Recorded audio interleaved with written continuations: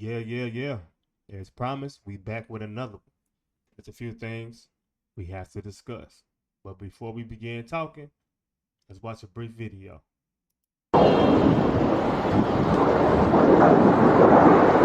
Holy Holy sh!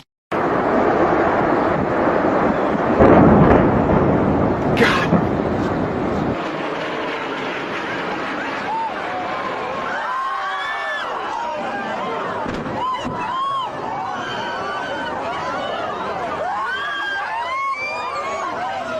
Oh my God, a plane just crashed into the building. Cannot believe it.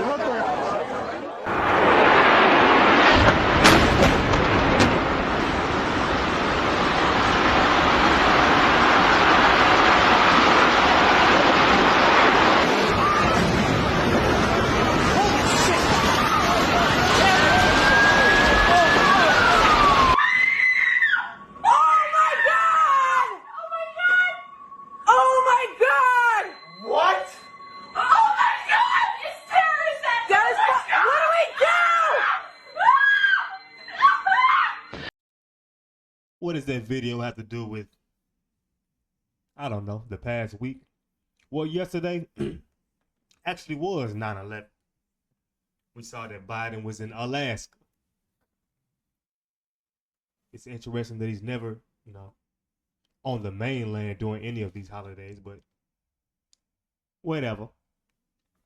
But one thing that's very interesting about that situation is what's happened in the past few days in Africa, Morocco, and in Libya. The death toll of Morocco has exceeded the toll of 9/11. Libya, which happened actually less than, 24 hours ago, has also matched it. 3,000 unalived. Let's read a few facts. This is Morocco. All right. I took this off a web page. I'm starting to learn that I can't just have the actual pages up here because that gives them reason to strike my channel like they always do because, they don't want the truth out here. So I figured out how to put the text actually on the screen and it's somewhat highlighted so we can just read it. The line of 8 vehicles made its way along the dirt road, shuttling loaves of bread, folded sweaters, antibiotics, and a warm sense of solidarity to the broken mountain. Okay, that was actually the caption for an image, but I don't have the image. An hour up the road into the Atlas Mountains from Taradant, the capital of the province of the same name, the caravan came to stop in a darkened village. Its flashing hazard lights against the black sky, an offer of help to residents largely on their own since the earthquake struck this remote region of Morocco on Friday night. All right, let's go down to the fourth paragraph. They survived, but their home was destroyed. Their wooden front door propped up against a jumbled pile of mud bricks and broken wood. Residents, supplemented by volunteers, have led much of the rescue efforts in these remote areas in the days since an earthquake in Morocco unalived more than 2,900 people and injured more than 5,500, according to the latest figures released by the Interior Ministry today. It was the strongest quake to hit the area in more than a century. Now, anybody that knows what a century is, that is 100 years. This is the strongest quake to hit that area in more than 100 years. And the number's still rising. Now, we may feel like, well, that's just a coincidence. That's just a natural disaster. These things happen. Well, it just told you the time frame. And it just told you that wasn't normal. All right? Now let's read a few things on Libya. Ooh, hold on, bear with me. Okay. Infrastructure in Libya's Derma not built to withstand storm. Deputy Mayor Ahmed Madrad says dams have not been maintained since 2002 and damage from floods will be difficult to repair. Derma. The unalived toll in Derna has reached 3,000, Madrid said. All right, and you can see where I got it from. Dams and storm hit Derna in eastern Libya have not been maintained for more than 2 decades, and the infrastructure was not built to withstand the effects of this week's devastating floods, the city's public mayor has said. Ahmed Madrid said on Tuesday that the destruction from the storm Daniel in Derna will be difficult to repair. Unalive toll in Libya floods nearly 3,000 after Daniel. Storm Daniel, bodies everywhere. Thousands feared unalive as Storm Daniel hammers Libya. Okay, let's go down a little bit. The unalive toll in Derna from Storm Daniel, which hit on Sunday and Monday, is now approximately 3,000, Madrid said, adding that bodies were still being pulled out of the water. He estimated that the number of those unalive may be closer to 5,000, but the figure has not yet been confirmed. Though communication has been restored to some parts of Derna, Madrid said road access has not yet been fully secured, and internet and electricity have been cut off in the city of about 100,000 people since the storm hit, which is why the numbers of those unalive, missing, and displaced are expected to rise. According to the information I have received, at least 20% of the city is destroyed. Many buildings are clustered in narrow streets very close to where the water was running and were not built well. When the river overflowed its banks, then it just took all the buildings with it and the families that were in it.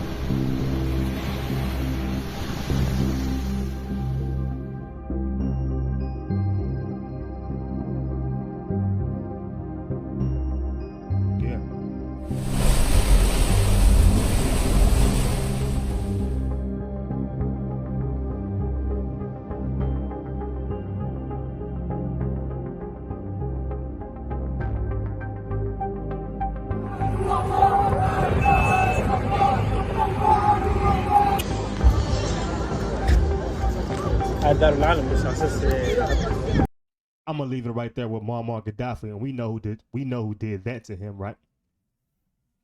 Now, I know people want to state these elites. It's the elites. They're doing this. They're doing that.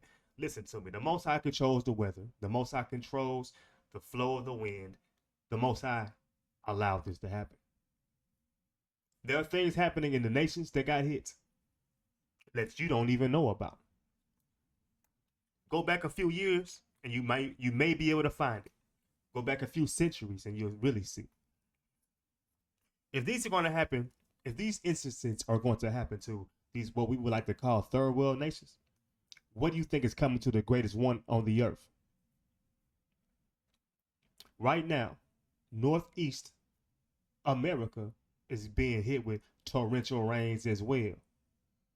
We have Lee that's expected to miss. Hurricane Lee that's expected to miss us. Dropping a lot of rain. Within the next few days, things could change. And then after Lee, there's another one. And then after that one, there's another one.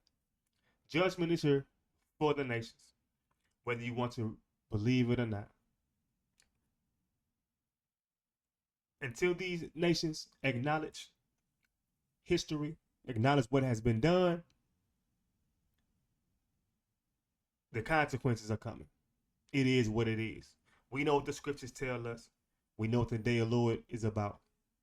It's about the people that were stolen and scattered to the four corners of the earth, put into slavery, and still being trampled over. The land that everybody stole and split up. And we can see that the beginnings of that through the book of Maccabees, first Maccabees. And his silver and gold that everybody wants to hoard like they belong. Like it belongs to them, like it's theirs. So expect much more of this consecutively. Within the past 4 days, we had 2 9/11s. But westernized media is very hush-hush about it, aren't they? And it's amazing to watch. It'll be on the news for 24 hours, then poof, it's gone. Now ask yourself why. Till next time, Shalom.